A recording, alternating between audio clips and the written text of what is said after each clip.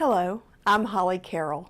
Welcome to the latest episode of Save Our Towns, a series designed to guide and inspire those who are working hard in Appalachia to build strong communities. In this episode, we leave Virginia for the first time to show you a town that's capitalized on the Blue Ridge Parkway. Your expert tip comes from a possibly surprising source, the Environmental Protection Agency. Plus, you'll see some quick information about a faculty member and an extension agent who may be able to help you. And as always, we close with 3 questions for a mayor. First, this month's example of awesome story is reported by our executive producer, Andrea Brunet, who traveled to North Carolina. Blowing Rock's tagline is Crown of the Blue Ridge. Is it time Virginia's communities gave it some competition? Virginia and North Carolina share a spectacular tourism asset, the Blue Ridge Parkway. More than 460 miles of scenic road curving and cutting through the Appalachian Mountains. With National Park Service land bordering the route, views are amazing. In spring, wildflowers bloom, and in autumn, fall leaves make a sea of red and orange. Virginia boasts the most photographed spot on the parkway, Mabry Mill. But in North Carolina, an Appalachian town has leveraged the parkway. Folks generally think of Blowing Rock as a very affluent town. We certainly do have a lot of wealthy people that stay here part of the summer. We affectionately refer to them as the Blowing Rockefeller. But the real push to bring tourism and tourists off the parkway into our town comes from folks like the Blowing Rock Chamber of Commerce, the Tourism Development Authority, our town council. Population is only about 1,200, but Blowing Rock's reputation is outsized. Grandfather Mountain is a majestic landmark, and the famous Blowing Rock Formation draws visitors as well. Downtown has the flavor of a quiet New England village, with stone walls and buildings, according to the travel guides. Revenues from occupancy taxes paid by overnight visitors have trended upward, up more than 10% in 2015. Catherine Lyle, owner of the Mountain Thread Company, was internet only until recently. She chose Blowing Rock over Boone for her storefront. The Blue Ridge Parkway brings a lot of visitors to the area. It's 1 mile from my shop, and so a lot of folks who come driving along the Blue Ridge Parkway are looking for really unique, interesting towns. In the proximity of Blowing Rock to the Parkway, it's really a very good scenario for business owners. Originally, the Parkway was going to bypass Blowing Rock. So job 1 for town leaders in the 20s and 30s was to guarantee that the route came close. It wasn't until 1987 that the Parkway was finished in the final stretch, bringing it really close to Blowing Rock.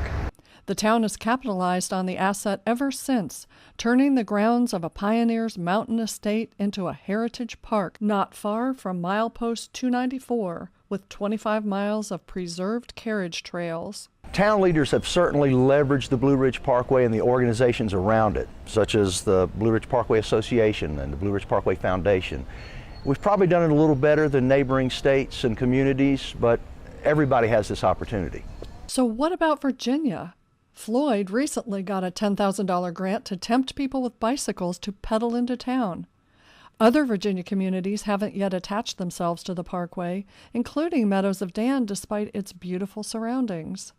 But according to state tourism officials, the way is open for an Appalachian Virginia town to step up and, like Blowing Rock, get better mileage out of the Blue Ridge Parkway. We've been tied to the Blue Ridge Parkway since its inception. It is by far our biggest draw. It is our biggest attractor and attraction. You're talking more than 15 million people will visit the Blue Ridge Parkway this year. Now that's not here in Blowing Rock necessarily, but the Parkway as a whole. And we certainly intend on capitalizing on that and bringing as many of those people into this little village as we possibly can. Now it's back to Cleveland, the town we're following for a year. On the road again, Andrea Brunet puts Cleveland in the spotlight, showing off its new business. Cleveland's greatest asset is the river that flows right smack through town.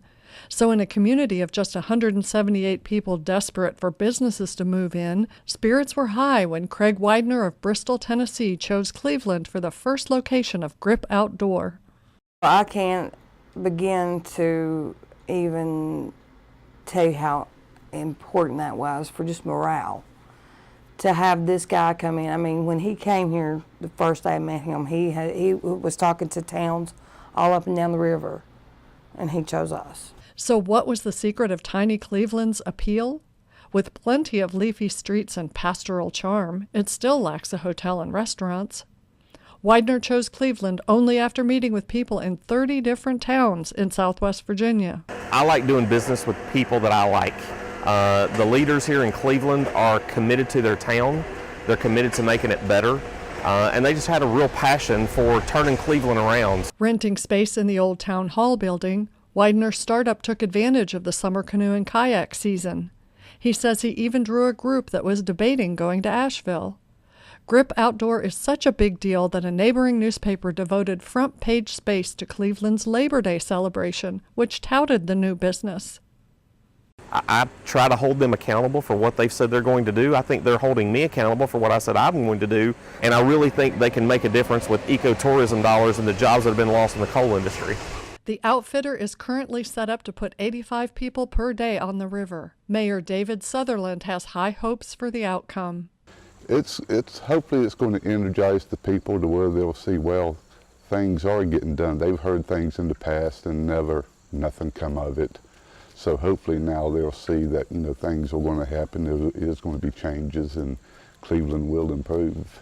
For his part, Widener is eager for the town to spend its grant money demolishing old buildings and building a campground. Are they moving fast enough for him? Absolutely not, but if we were done yesterday, it would not have been fast enough. Widener opened a business in Kingsport, Tennessee, and plans more locations around Southwest Virginia.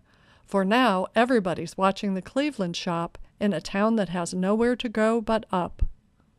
Your expert tip comes from Melissa Kramer of the EPA, who outlines some of the many ways the agency provides technical assistance.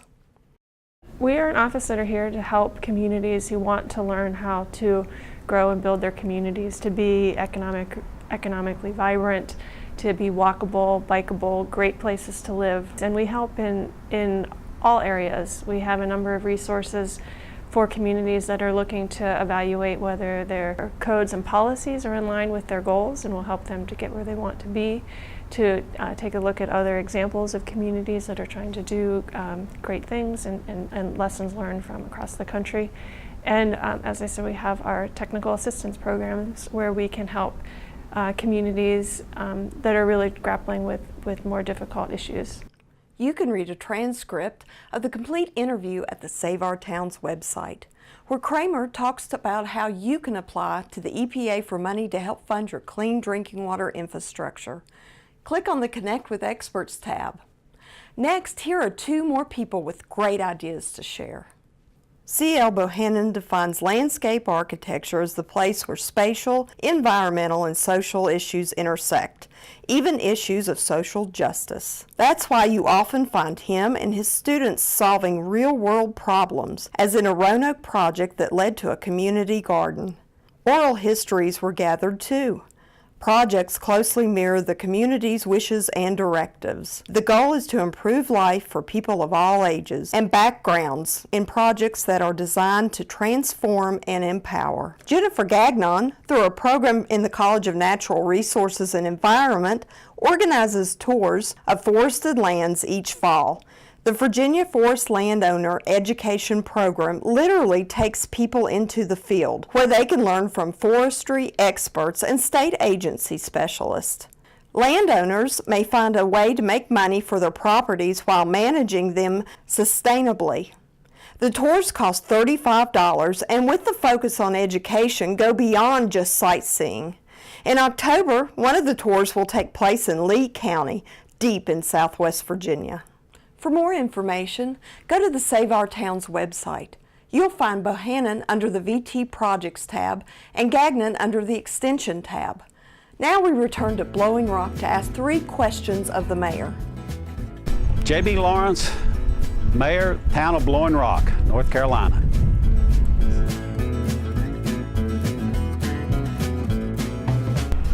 Dedicated.